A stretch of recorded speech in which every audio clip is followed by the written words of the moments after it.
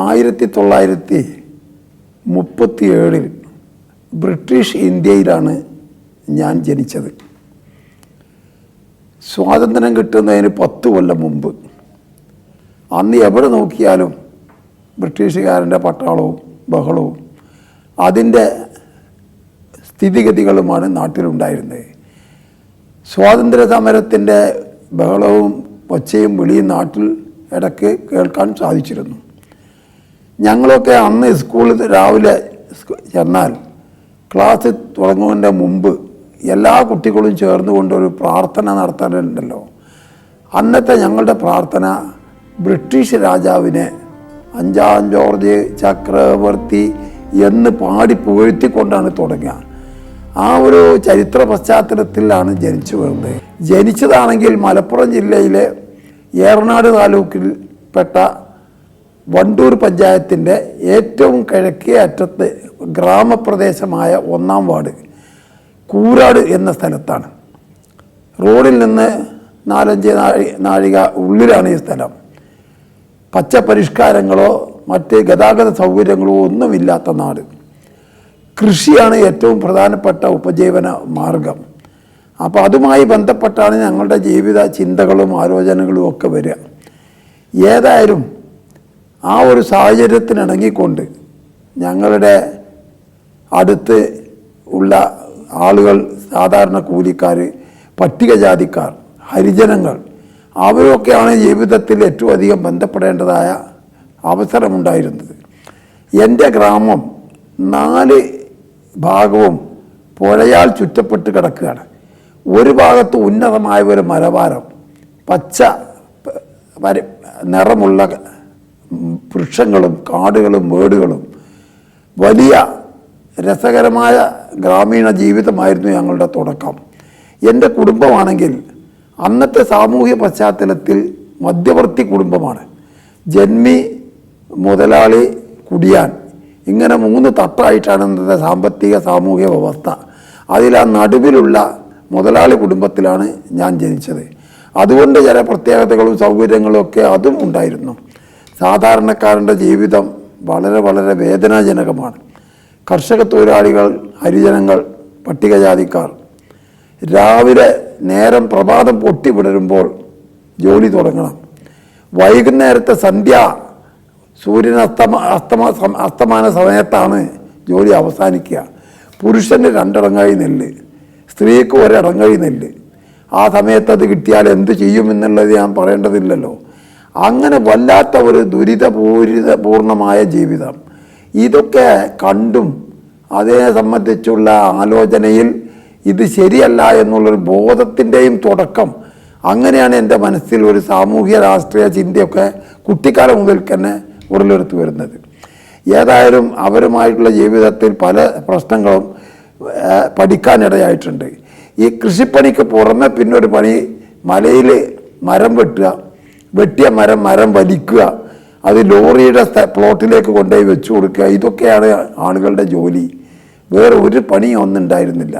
പട്ടിണിയും പരിവട്ടവുമായിട്ട് കഴിഞ്ഞുകൂടുന്ന ജനത. അവർക്കിടയിലാണ് ഞങ്ങൾ സ്കൂളിലൊക്കെ പോകുമ്പോൾ ജീവിക്കുന്നത്. അവരാണ് ഞങ്ങളെ കൂടെയുള്ള സഹവിദ്യാർത്ഥികൾ, സഹപാഠികളൊക്കെ. അങ്ങനെ ഗ്രാമീണ ജീവിതത്തിൻ്റെ എല്ലാ സ്ഥിതിഗതികളും ഉൾക്കൊണ്ടും ഇടപഴകിയും ബന്ധപ്പെട്ടുകൊണ്ടും ജീവിച്ച് വളർന്നു വന്നു. എൻ്റെ വീട്ടിൽ പിതാവും മാതാവും എൻ്റെ ജ്യേഷ്ഠനും ഞാനും എൻ്റെ ഒരു അനിയത്തി, ഇങ്ങനെ 3 ആളെ ഉണ്ടായിരുന്നുള്ളൂ. അങ്ങനെ ഒരു എണ്ണം കുറഞ്ഞ സംതൃപ്ത കുടുംബമായിട്ട് അങ്ങനെ ജീവിച്ചു പോകുന്നതാണ്. ഇടത്തരം ഫാമിലി എന്നുള്ള നിലയ്ക്ക് കർഷക കുടുംബങ്ങളിൽ നിന്ന് പാട്ടം പഠിച്ചു വാങ്ങുക, അതിൽ ജമ്മിയുടെ ഭാഗം കൊണ്ടുപോയി കൊടുക്കുക, ബാക്കി സ്വന്തമായിട്ട് അനുഭവിക്കുക, ഇങ്ങനെയുള്ള ഒരു സ്ഥിതിഗതികളാണെന്നുള്ളത്. സാമ്പത്തികമായി എൻ്റെ വീട്ടിലൊരു പ്രയാസവും ബുദ്ധിമുട്ടൊന്നുമില്ല, സുഖകരമായി പോകുന്ന ഒരു കാലഘട്ടമാണ്. ഗ്രാമത്തിൽ ഒരു ചെറിയ LP സ്കൂൾ മാത്രമേ ഉണ്ടായിരുന്നുള്ളൂ. ആ LP സ്കൂളിൽ ഞങ്ങളൊക്കെ ചേർന്ന് പഠിക്കുക. ഞാനതിൽ 1-ാം ക്ലാസ്സിൽ ചേർന്നു, 2-ാം ക്ലാസ്സിലായി, 3-ാം ക്ലാസ്സിലായി. 3-ാം ക്ലാസ് കഴിഞ്ഞതിന് ശേഷം അപ്രതീക്ഷിതമായി പഠിപ്പ് നിർത്തേണ്ടതായ ഒരു സാഹചര്യം വന്നു. എൻ്റെ കൂടെ പഠിച്ചിരുന്ന എൻ്റെ മേലെ ക്ലാസ്സിൽ പഠിച്ചിരുന്ന ജ്യേഷ്ഠൻ 5ാം ക്ലാസ് പാസ്സായി, ഞാൻ 3ഉം പാസ്സായി. അന്നത്തെ രക്ഷിതാക്കളുടെ ഒരാലോചന കുറവ്, 2 ആളെയും കൂടി ഈ LP സ്കൂളിൽ നിന്ന് ഒഴിവാക്കി ഒരു 10 കിലോമീറ്റർ ദൂരത്തുള്ള നിലമ്പൂർ ഹൈസ്കൂളിൽ കൊണ്ടുപോയി 5ാം ക്ലാസ്സിൽ ചേർത്തു. ജ്യേഷ്ഠനെ 6ലാണ് ചേർക്കേണ്ടത്, അത് 5ലാക്കി. എന്നെ 4ലാണ് ചേർക്കേണ്ടത്, അത് 5ലാക്കി. 2 അബദ്ധം ചെയ്ത്. പക്ഷേ ഒരു കൊല്ലം പൂർത്തിയായില്ല. ആ കാരണങ്ങളെ കൊണ്ടും മറ്റു ചില കുടുംബ പ്രശ്നങ്ങളെ കൊണ്ടും പഠിപ്പ് നിർത്തേണ്ടി വന്നു. പഠിപ്പ് നിർത്തി നാട്ടിൽ വന്നപ്പോൾ ജ്യേഷ്ഠൻ അങ്ങനെ ഓരോരോ ഏർപ്പാടുമായിട്ട് പോയി. ഞാൻ കുട്ടികളിൽ കളിച്ച് അവസാനം എൻ്റെ മനസ്സിൽ എന്തോ ഒരു ചിന്ത, ഞാൻ ഇങ്ങനെ പോകേണ്ടവനല്ലേ, എന്തെങ്കിലും പഠിക്കണമല്ലോ എന്നുള്ള ആ ചിന്ത എന്ന് അവസാനിച്ചത് പള്ളിയിൽ പോയി മതം പഠിക്കാനാണ് ഞാൻ തീരുമാനിച്ചത്. അങ്ങനെ വീട്ടുകാരുടെ സമ്മതവും അതിന് പിന്നീട് കിട്ടി. അങ്ങനെ ഞാൻ പള്ളിയിൽ പോയി 4-5 കൊല്ലം പഠിച്ച് ഒരു പ്രാഥമിക വിദ്യാഭ്യാസം പഠന കാര്യങ്ങളിൽ നേടാനിടയായി. 5 കൊല്ലം പഠിച്ചപ്പോഴേക്ക് അങ്ങനെ 5ാം കൊല്ലം വരുമ്പോൾ ഒരു സംഭവം പെട്ടെന്ന് വീട്ടിലുണ്ടായത് എൻ്റെ ജീവിതത്തിലൊരു വലിയ വഴിത്തിരിവായിരുന്നു. എൻ്റെ പിതാവിൻ്റെ കൂടെ പഠിച്ച് രാജ്യം വിട്ടുപോയ ഒരു മനുഷ്യൻ, അദ്ദേഹം ഒരു ട്രെയിനിങ് കഴിച്ചിട്ടുള്ള അധ്യാപകനായിരുന്നു. ലോകം മുഴുവൻ ചുറ്റി സഞ്ചരിച്ച് അവസാനം അദ്ദേഹം പാകിസ്ഥാനിൽ ചെന്നുപെട്ടു.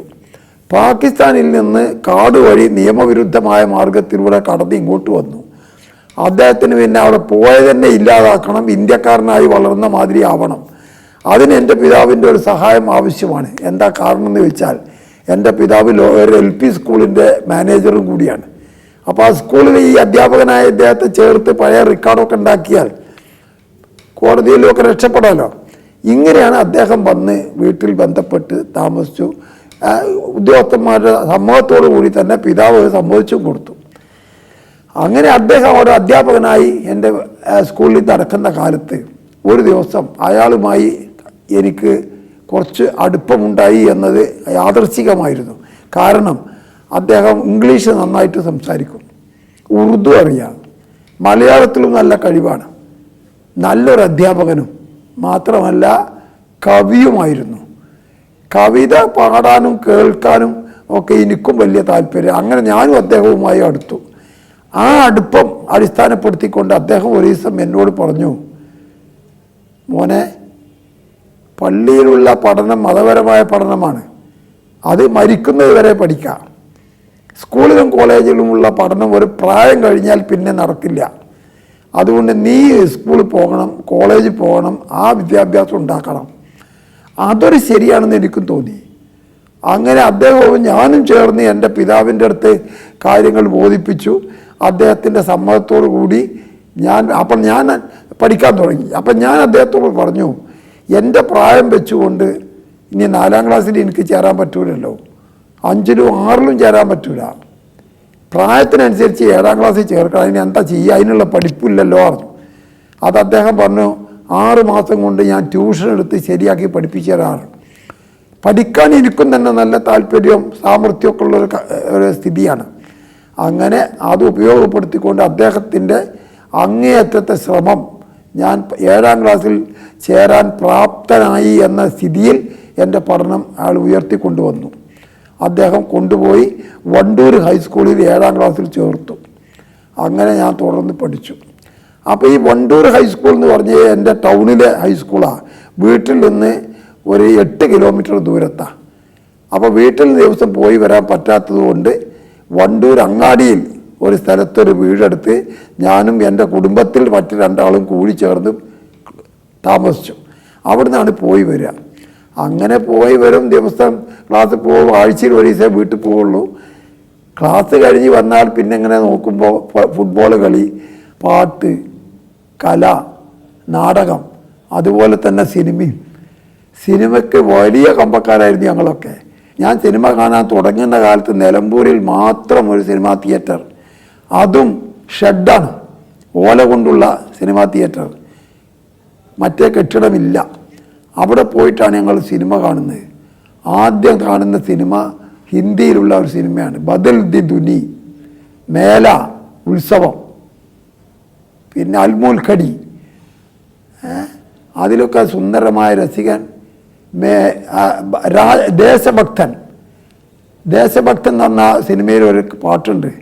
മേരാക്കി ബട്ടക്കിനെ വാലാഹും കോയി ക്യാ ജാനെ മത്ത് വാലാഹും. അന്നത്തെ ഒരു രസം എന്താണെന്ന് ചോദിച്ചാൽ, പിന്നീട് വന്ന മലയാളത്തിൽ സിനിമ വന്നപ്പോൾ ആ സിനിമയിലൊക്കെ ഉള്ള പാട്ടുകൾ ഈ ഹിന്ദി പാട്ട് ഡബ് ചെയ്തിട്ടാണ്. അതേ രീതിക്ക് അതിൻ്റെ അർത്ഥം തന്നെ അവതരിപ്പിക്കുക. മേരാഹി ബട്ടക്കിനെ വാലാഹും പേരാരുമേ അറിവത് ഞാനാകും കുളിർ കാറ്റായി തേൻ മൃദുവാക്കായും. ആ രീതിയിലാണ്. അതാണ് രസകരമാണ്. അതങ്ങനെ അത് കഴിഞ്ഞാൽ പിന്നെ വരിക ഹിന്ദി കഴിഞ്ഞാൽ തമിഴാണ്. തമിഴിൽ നല്ല നല്ല സിനിമകൾ വരും. ആ സിനിമയിലാണ് നമ്മൾ ഈ സിനിമാ നടന്മാരെയൊക്കെ, നാഗേശ്വർ റാവു, ഇന്നത്തെ നിങ്ങൾക്കൊന്നും പറഞ്ഞാൽ മനസ്സിലാവില്ല അദ്ദേഹത്തെ, അയാളൊക്കെ നല്ല ആക്ടർ. ശിവജി ഗണേശനും ജമിനി ഗണേശനും ഒക്കെ പിന്നീട് വന്നതാണ്. ആദ്യം ഉണ്ടായിരുന്ന ഏറ്റവും പ്രശസ്തനായ നടൻ നാഗേശ്വർ റാവുവാണ്. അങ്ങനെ ആ സിനിമയൊക്കെ ഞങ്ങളിങ്ങനെ പോയിരുന്ന് കാണും. കുറച്ച് കഴിഞ്ഞപ്പോൾ മലയാളത്തിൽ സിനിമ വരാൻ തുടങ്ങി. ആദ്യം ഞാൻ കണ്ട സിനിമ സ്ത്രീ എന്നൊരു സിനിമയാണ്. സ്ത്രീ എന്ന സിനിമയിൽ അഭിനയിക്കുന്നത് തിക്കുറിശി സുകുമാരൻ നായരാണ്. തിക്കുറിശി എന്ന് പറഞ്ഞാൽ എല്ലാവരും സുന്ദരമായ അഭിനയക്കാരൻ, പോലെ നല്ല ശബ്ദം, നല്ല സംസാരം. അത് കഴിഞ്ഞ് കുറച്ച് കഴിഞ്ഞിട്ട് പിന്നെയാണ് പ്രേം നസീറൊക്കെ വരുന്നത്. പ്രേം നസീറിൻ്റെ ഒക്കെ കുട്ടിക്കാലം 18, 19, 20 വയസ്സുള്ള കാലത്ത് പ്രേം നസീറിനെ ഞാൻ കണ്ടിട്ടുണ്ട്. എന്തൊരു സുന്ദരനാണ്, എന്താണ് വർത്തമാനം, എന്തൊരു അഭിനയം. അങ്ങനെയാണ് പിന്നീട് സത്യൻ വരുന്നത്. സത്യനും പ്രേം നസീറും തന്മേലാണ് അന്ന് രണ്ടാളും പ്രധാനപ്പെട്ട 2 നടന്മാർ. സത്യൻ വന്ന് നീലക്കുയിൽ എന്ന് പറഞ്ഞ സിനിമയൊക്കെ ഞങ്ങൾ എത്രയോ കണ്ടിരുന്നു. അപ്പോൾ ഇങ്ങനെ സിനിമയും നാടകവും പാട്ടും രാഷ്ട്രീയവും ഫുട്ബോളും വല്ലാത്തൊരു ജീവിതമായിട്ടാണ് തുടർച്ചയായിട്ട്.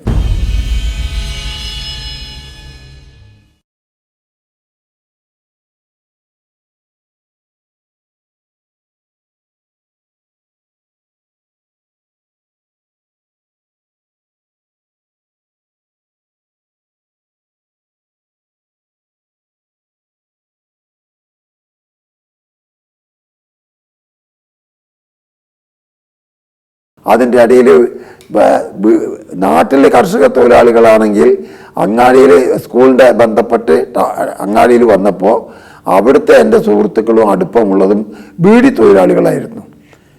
3 വലിയ ബീഡി കമ്പനികളുണ്ടായിരുന്നു. ഒന്ന് വാഴമാർക്ക് ബീഡി, ഒന്ന് എലാപ്പ ബീഡി, ഇങ്ങനെ 2-3 ബീഡി കമ്പനികളാണ് അന്ന് അവിടെ ഉണ്ടായിരുന്നത്. ആ ബീഡി കമ്പനിയുടെ അതുമായി എനിക്കൊരു വല്ല ബന്ധം സ്ഥാപിച്ചു. ബീഡി തൊഴിലാളികൾ എന്നെ കൂട്ടിക്കൊണ്ടുപോകും. അവരുടെ ആവശ്യം എന്താണെന്ന് വെച്ചാൽ അവർ ബീഡി തിറക്കുമ്പോൾ അവർക്ക് വിവരങ്ങൾ അറിയാൻ പത്രം വായിച്ചു കൊടുക്കണം. ആ ഒഴിവുള്ള സമയത്ത് ഞാൻ വായിച്ചു കൊടുക്കും, അവർ കേൾക്കും, അവർ ബീഡി തിരക്കും. എല്ലാവർക്കും കൂടി ചായ കൊണ്ടുവരുമ്പോൾ എനിക്കും ചായ തരും. അങ്ങനെ ആ സൗഹൃദം ബന്ധം പലതരത്തിലും വളർന്നു വന്നു. ആ ബീഡി കമ്പനിയിൽ വെച്ച് ഇടതുപക്ഷ നേതാക്കന്മാരുടെ ചരിത്രവും അവർ നടത്തിയ സമരങ്ങളും EMS Namboodiripad, AK Gopalan, K Damodaran, ഇങ്ങനെ വലിയ വലിയ മഹാന്മാരെ കുറിച്ചുള്ള ചർച്ചകൾ ഇതൊക്കെ കേട്ട് ഞാൻ ആദ്യമായി അതാണ് കേൾക്കുന്നത്. മറ്റൊരു രാഷ്ട്രീയവും ഞാൻ കേൾക്കണില്ല, ബന്ധപ്പെടുന്നുമില്ല. അങ്ങനെ എൻ്റെ തലയിൽ ഒരു ചെറിയ ഇടതുപക്ഷ രേഖ വരച്ചു വെച്ചു. അതങ്ങനെ വളർന്നു വന്നു. ഞാനിടയ്ക്ക് ചെറിയ ക്ലാസ്സിലൊക്കെ പോയി ചെറുങ്ങനെ കുട്ടിക്കാലത്ത് പള്ളിയിൽ കിതാബ് ഓതുന്ന കാലത്ത് തന്നെ 2 കാര്യത്തിൽ എനിക്ക് താല്പര്യം ഉദിച്ചിരുന്നു. ഒന്ന്, പ്രസംഗിക്കാനുള്ള കഴിവ്, അത് അവിടെ നിന്ന് തന്നെ നേടി വന്നിട്ടുണ്ട്. രണ്ടാമതൊന്ന്, കലാസാഹിത്യത്തിലും പാട്ടിലുമുള്ള കമ്പം. പള്ളിയിൽ വെച്ച് പാടുമ്പോൾ അവിടെ കലയില്ല, സാഹിത്യമല്ല, പാട്ടേ ഉള്ളൂ. അത് മാപ്പിളപ്പാട്ടായിരുന്നു. മാപ്പിളപ്പാട്ട് എഴുതുന്നവരും പാടുന്നവരും ഒക്കെ ഈ പള്ളിയിലാണുള്ളത്. പല കവികളും പള്ളിയിലെ പണ്ഡിതന്മാരുമാണ്. ആ ഒരു ബന്ധത്തിൽ ഇവിടെ ഹൈസ്കൂളിൽ വന്ന് ബീഡി കമ്പനിക്കാരുമായി ബന്ധപ്പെട്ടപ്പോൾ കലയിലും സാഹിത്യത്തിലും പാട്ടിലുമൊക്കെ അവർക്കും താല്പര്യമാണല്ലോ. അപ്പോൾ നല്ല നല്ല പാട്ടുകൾ പാടാൻ തുടങ്ങി. അതിങ്ങനെ അന്ന് പൈകാട്ട് പഠിച്ച പാട്ടുകൾ എനിക്ക് ഇന്നും ഓർമ്മയുണ്ട്. അന്ന് പഠിച്ച രസകരമായ പാട്ടുണ്ടായിരുന്നു. ആലപ്പുഴയോളം കണ്ണയച്ചിടുമോ കേരളം കണ്ടിടാം കൂട്ടുകാരെ. പട്ടിണി തിന്നുന്നു സ്വാതന്ത്ര്യം കിട്ടിയ നമ്മുടെ കൂട്ടുകാരൻ എന്നൊക്കെ പറഞ്ഞിട്ട് നല്ല വികാരപരമായി പാടുന്ന പാട്ടുകൾ, ഇതൊക്കെ ഞാൻ ബൈഹാർട്ട് പഠിക്കാൻ തുടങ്ങി. അങ്ങനെ പാട്ടിലും കലയിലും സാഹിത്യത്തിലും ബന്ധം വന്നു. അത് പ്രസംഗത്തിലേക്കും പോയി. അങ്ങനെ ഞാനൊരു ഇടതുപക്ഷ കമ്മ്യൂണിസ്റ്റ് പ്രവർത്തകനായി സ്വകാര്യമായി. കാരണം പരസ്യമാക്കാൻ പ്രയാസമുണ്ട്. ഞാൻ ജനിച്ചു വളർന്ന കുടുംബവും വർഗവും മുതലാളി വർഗമാണ്, തൊഴിലാളി വർഗമല്ല. അപ്പോൾ മുതലാളി വർഗത്തിൻ്റെ താല്പര്യത്തിന് വിരുദ്ധമായി പാട്ട് പാടുകയും പ്രസംഗിക്കുകയും തുടങ്ങുമ്പോൾ സ്വാഭാവികമായിട്ട് കുടുംബപരമായ എതിർപ്പ് വരുമല്ലോ. അതുകൊണ്ട് കുറച്ച് സ്വകാര്യം വെച്ചു. പിന്നെ മെല്ലെ മെല്ലെ പുറത്തേക്ക് വന്നു. ആ ഇടക്കാണ് ഒരു തെരഞ്ഞെടുപ്പ് വന്നത് 1954. അത് ഡിസ്ട്രിക്ട് ബോർഡ് തെരഞ്ഞെടുപ്പാണ്. ഇന്ന് ചെറിയ ചെറിയ പഞ്ചായത്തുകളാണെന്നുള്ളത് 2-4 പഞ്ചായത്തേ ഉള്ള ഒരു ജില്ലയിൽ മൊത്തത്തിലുള്ള ഡിസ്ട്രിക്ട് ബോർഡ് ജില്ലാ ബോർഡാണ്. ജില്ല എന്ന് പറഞ്ഞാൽ അന്നത്തെ ജില്ല മലബാർ ജില്ലയാണ്. കണ്ണൂരും കാസർഗോഡും കോഴിക്കോടും വയനാടും മലപ്പുറവും കൂടി ചേർന്നതാണ് മലബാർ. ഈ മലബാർ ഡിസ്ട്രിക്ട് ബോർഡിൻ്റെ തെരഞ്ഞെടുപ്പാണ് 54 വരുന്നത്. അതിൽ ഞാൻ ഒരു പ്രാസംഗികനായി രംഗത്ത് വന്നു. കമ്മ്യൂണിസ്റ്റ് പാർട്ടിക്ക് വേണ്ടി പ്രസംഗിക്കും. 8ാം ക്ലാസ് കഴിഞ്ഞ് 9ാം ക്ലാസ്സിലേക്ക് പഠിക്കുന്ന ആ സമയത്താണ് ഈ തെരഞ്ഞെടുപ്പ്. അപ്പം നന്നായിട്ട് പ്രസംഗിക്കും. ഏറനാട് താലൂക്ക് മുഴുവൻ കൊണ്ടു നടക്കും. അങ്ങനെ അതൊക്കെ കഴിഞ്ഞ് പിന്നെ ആ രംഗത്ത് ഞാൻ വളരുകയാണ് എന്ന് കണ്ടപ്പോൾ നാട്ടിൽ നിന്നും വീട്ടിൽ നിന്നും എനിക്ക് എതിർപ്പ് വന്നു. ആ എതിർപ്പ് ശക്തിപ്പെട്ടു വന്നപ്പോൾ എൻ്റെ പിതാവ് എന്നോട് ഒരൊറ്റ കാര്യം പറഞ്ഞുള്ളൂ: രാഷ്ട്രീയം നല്ലതാണ്, അത് പഠിപ്പൊക്കെ കഴിഞ്ഞിട്ട് ഒരു സ്ഥിതി ഉണ്ടായതിന് ശേഷം മതി. ഇപ്പോൾ പഠിക്കണ കാലത്ത് ഒരു അഭിപ്രായം രൂപീകരിച്ച് ഒരു വിഭാഗത്തിൻ്റെ ആളായി നിൽക്കരുത്. അതുകൊണ്ട് വേണ്ടാന്ന് വെക്കണം. അത് മറികടക്കാനും എതിർക്കാനും എനിക്ക് നിവൃത്തിയില്ലാത്തത് കൊണ്ട് ഞാനത് സ്വീകരിച്ച് രാഷ്ട്രീയത്തിൽ നിന്ന് മാറി നിന്നു. അപ്പോൾ 56 ആയിരുന്നു. ഒരു കൊല്ലം ഞാൻ മാറി നിന്നു. അങ്ങനെ 10ാം ക്ലാസ് 56-57 പാസ്സായി. ആ സമയത്താണ് ഒരു അസംബ്ലി പൊതു തെരഞ്ഞെടുപ്പ് വരുന്നത് 1957. ആ ഒരു കൊല്ലം ഒരു രാഷ്ട്രീയമല്ലാതെ നിന്ന സമയത്ത് ആ തെരഞ്ഞെടുപ്പ് വളരെ രസകരമായ ഒരു തെരഞ്ഞെടുപ്പായിരുന്നു. എനിക്കതിൽ പങ്കെടുക്കാൻ നിവൃത്തിയില്ല, മാറി നിൽക്കുകയാണ്. സ്ഥാനാർത്ഥികൾ ഒന്ന് കോൺഗ്രസിൻ്റെ സ്ഥാനാർത്ഥി, അന്ന് വിദ്യാഭ്യാസ മന്ത്രിയായിരുന്ന PP ഉമ്മർ കോയ, കമ്മ്യൂണിസ്റ്റ് സ്ഥാനാർത്ഥി ഡോക്ടർ M ഉസ്മാൻ, ലീഗിൻ്റെ സ്ഥാനാർത്ഥി നീലാംബരം മരക്കാർ. ഈ മുക്കൂട്ട് മത്സരമാണ് അന്നുള്ളത്. ആ മത്സരത്തിൽ ഞാൻ എവിടെയില്ലല്ലോ. ഒരു ദിവസം വൈകുന്നേരം എൻ്റെ വീട്ടിൽ കോൺഗ്രസിൻ്റെ സ്ഥാനാർത്ഥിയും എൻ്റെ കുടുംബത്തിൽ ചില കോൺഗ്രസ്സുകാരും അവർ ഉദ്ദേശപൂർവ്വം വന്നതാണെന്ന് പിന്നീട് എനിക്ക് മനസ്സിലായി, എന്നെ വകവരുത്തി ചാക്കിട്ട് പിടിക്കാൻ. അങ്ങനെ വന്ന് അവരുടെ കെണിയിൽ ഞാൻ വീണുപോയി. എൻ്റെ പിതാവിൻ്റെ ഒരു രഹസ്യമായ പിന്തുണയും അവർക്കുണ്ട്. അതിൽ നിന്ന് മറികടക്കാനോ രക്ഷപ്പെടാനോ സാധിക്കാത്ത സാഹചര്യത്തിൽ ഞാൻ മെല്ലെ ഉമ്മർ കോയനെ കണ്ടപ്പോൾ അതിലും ഒരു താല്പര്യം ഉണ്ടായി. അദ്ദേഹത്തിൻ്റെ കൂടെ കോൺഗ്രസ് പ്രവർത്തകരും എൻ്റെ കുടുംബത്തിൽ ബന്ധുക്കളുമായിട്ടുള്ള ചില നേതാക്കന്മാരും എൻ്റെ വീട്ടിൽ വരികയാണ്. വന്ന് ഉമ്മർ കോയനെ എനിക്ക് പരിചയപ്പെടുത്തി തന്നു. ഉമ്മർ കോയ എന്ന് പറയുമ്പോൾ മനസ്സിലാക്കേണ്ട ഒരു സംഗതി, മുസ്ലിം സമുദായത്തിൽ നിന്ന് വിദ്യാഭ്യാസം നേടിയ അങ്ങനത്തെ ആളുകൾ രാഷ്ട്രീയ രംഗത്ത് ഉണ്ടായിരുന്നില്ല. MA പാസ്സായിട്ടുള്ള ഒരാളാണ്. അതിമനോഹരമായ പ്രസംഗമാണ്. ഞാൻ കമ്മ്യൂണിസ്റ്റ് അനുഭാവിയായി നിൽക്കുന്ന കാലത്തും ഉമ്മർ കോയയുടെ പ്രസംഗം ഞാൻ മുമ്പ് കേട്ടിട്ടുണ്ട്. മലയാള ഭാഷ ലളിതമായി ആകർഷണീയമായി അവതരിപ്പിക്കുന്ന സുന്ദരമായ ഒരു ശൈലിയാണ് അദ്ദേഹത്തിൻ്റെ. ആ ഒരു സ്നേഹം, ഒരു ബഹുമാനം അദ്ദേഹത്തോടുണ്ട്. ഇതെല്ലാം കൂടി വെച്ചിട്ട് അയാളും ഞാനുമായിട്ടുള്ള അടുപ്പം വർദ്ധിപ്പിക്കാൻ ഇവർ ശ്രമിച്ചു. മാത്രമല്ല എൻ്റെ വീട്ടിൻ്റെ മുൻഭാഗത്തുള്ള ഒരു സ്ഥലത്ത് ആളുകൾ തടിച്ചുകൂടി ഇയാളെ കാണാൻ. അപ്പോൾ അവിടെ വെച്ച് ഇദ്ദേഹം പ്രസംഗിക്കണം എന്നുള്ളൊരു ഡിമാൻഡ് വന്നു. ആ ഡിമാൻഡ് വന്നപ്പോൾ അതൊരു യോഗമായി മാറി. ആ യോഗത്തിന് സ്വാഗതം പറയാൻ എന്നെയാണ് നിർബന്ധിച്ചത്. ഞാൻ ഉള്ളിൽ ഇടതുപക്ഷ മനസ്ഥിതി ഉള്ളത് കൊണ്ട് ഈ കോൺഗ്രസ് അല്ലാത്തത് കൊണ്ട് ഞാൻ അതിന് ശ്രമിച്ചില്ല. അപ്പോൾ ഞാൻ സമ്മതിച്ചില്ല. അപ്പോൾ എൻ്റെ പിതാവ് ഇടപെട്ടു. അദ്ദേഹം പറഞ്ഞു, ഒരു സ്വാഗതം പറഞ്ഞു വെച്ച് രാഷ്ട്രീയം മാറുമൊന്നുമില്ല, അത് സാരല്ല, ആൾ നല്ലൊരു മാന്യനല്ലേ പറഞ്ഞു കൊടുക്കുകയാണ്. അങ്ങനെ നിർബന്ധിതമായ സാഹചര്യത്തിൽ സ്വാഗതം പറഞ്ഞു. ഒരു സ്ഥാനാർത്ഥിയുടെ സ്വീകരണ യോഗത്തിൽ സ്വാഗതം പറഞ്ഞാൽ പിന്നെ ആ ബന്ധത്തിൽ നിന്ന് വിട്ടുമാറാൻ സാധിക്കാത്തൊരു സ്ഥിതി വരുമല്ലോ. അവസാനം അവരെല്ലാം കൂടി എന്നെ ജീപ്പിൽ പിടിച്ച് കയറ്റി. എനിക്കന്ന് വയസ്സ് 10, 14, 15 വയസ്സേ ഉള്ളൂ. ജീപ്പിൽ പിടിച്ച് കയറ്റിയാണ് കൊണ്ടുപോയി. ആ കൊണ്ടുപോകൽ നേരെ വണ്ടൂർ അങ്ങാടിയിലൂടെ കൊണ്ടു കടന്നു. അപ്പോൾ ബീഡി കമ്പനികളുടെ സഖാക്കളൊക്കെ ഇത് കാണുകയാണ്. സ്ഥാനാർത്ഥി ഉമ്മർ കോയൻ്റെ അടുത്ത് ഞാനിരിക്കുന്നു. അവരും തന്നെ ഒന്നും മിണ്ടിയില്ല. ഞാൻ അങ്ങനെ രക്ഷപ്പെടുകയാണെങ്കിൽ പോട്ടെ എന്ന് എന്തോ വിചാരിച്ചിട്ടുണ്ടാവും. അങ്ങനെയാണ് എൻ്റെ കോൺഗ്രസിൻ്റെ തുടക്കം. അത് കഴിഞ്ഞ് 57, 58 ഫറൂഖ് കോളേജിലെ +1 എന്നിപ്പോൾ പറയുന്ന പ്രീ യൂണിവേഴ്സിറ്റി കോഴ്സ് അതിൽ ചേർന്നു.